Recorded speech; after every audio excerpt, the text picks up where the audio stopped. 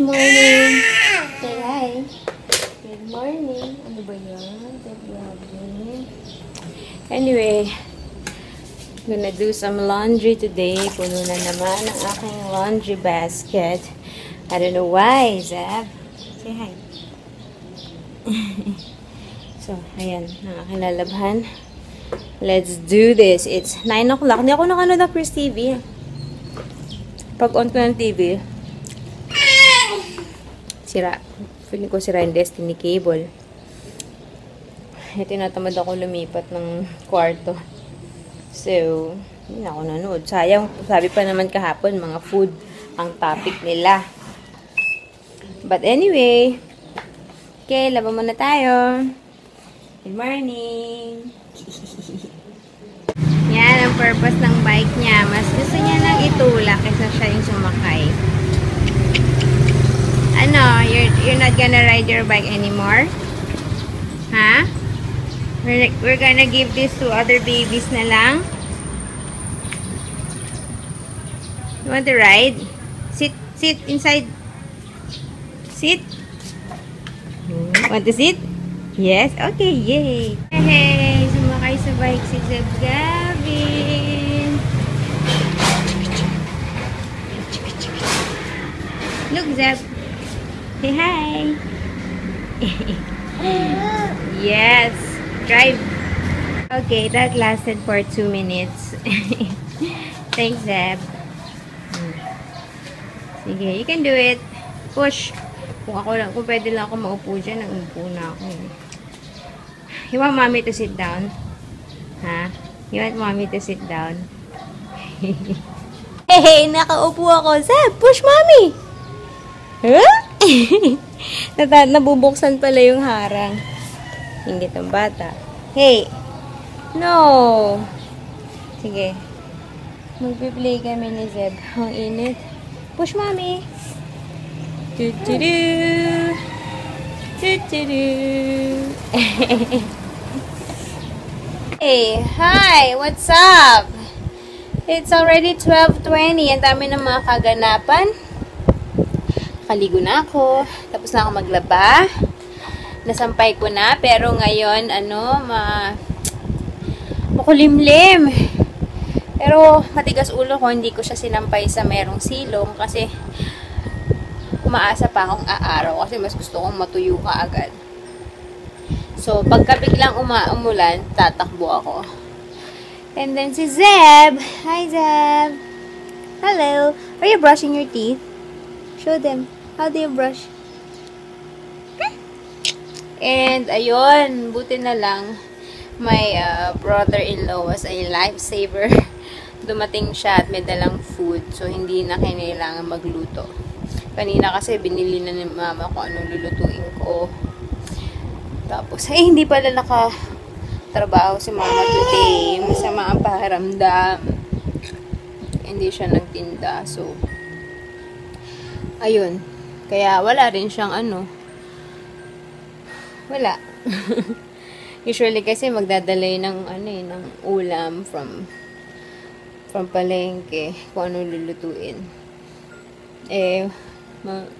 Nagbili na lang na something from the freezer. Tinatamad nga kanina kasi dami ko ang gagawin. Tapos yun, buti na lang dumating yung brother-in-law ko. May dalang pagkain, menudo, tsaka ginataang which is gusto ko, yung kinataang kalabasa tsaka sitaw. Na-miss ko din yun. Tapos lomi, tsaka macaroni salad. Winner. Tapos yung papa ko, pag may sakit si mama, pati papa ko nakikisabay. Wala rin gana kumain. So, wala. Hindi sila nagsikain na. Konting-konti lang kinain nila. Pagod ako. Pagod. Anyway, yun lang. Sira pa din yung Destiny cable, oh. Diyos ko. Wala. Wala niyo ba? Hindi nakita. So, no choice ako. Sa sala ako manunood. Ano ba yan? Hindi komportable. Pero, pala ako manood ng Itbulaga. So, see you later. Zeb, say hi. Yeah. What does that say? I-J-K-L-M-N-O-P Q-R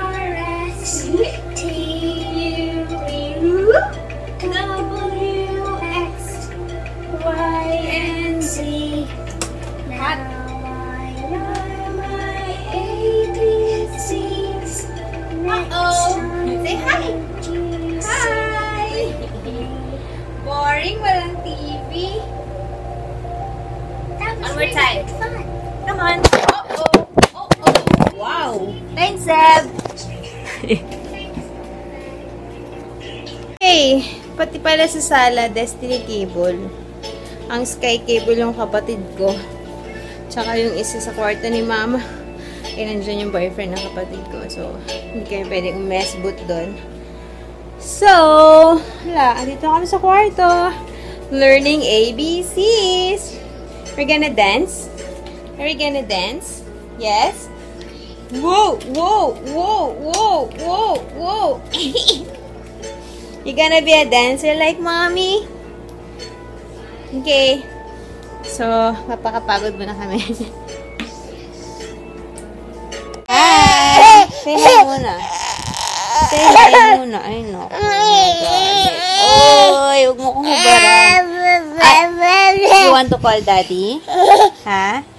Please? Okay, we're gonna call daddy. Gustong tawagan si daddy kaso meron siyang ka-conference call. Nag-ano siya work from home today. So, tinext ko, sabi ko, tawagan namin siya kasi gustong tawagan. Baby! Wait lang, may kausap pa si daddy. Ala, nagalit. Wait lang po. It's 4:30. Ay, magnap ng bata. Meron, mga 30 minutes. Tapos, may kaluskus lang ako konti para kunin yung donut dapat. Nagising. Grabe naman. 30 minutes pa lang nagnap. So, wala na. Hindi ko na mapatulog talaga. I gave up.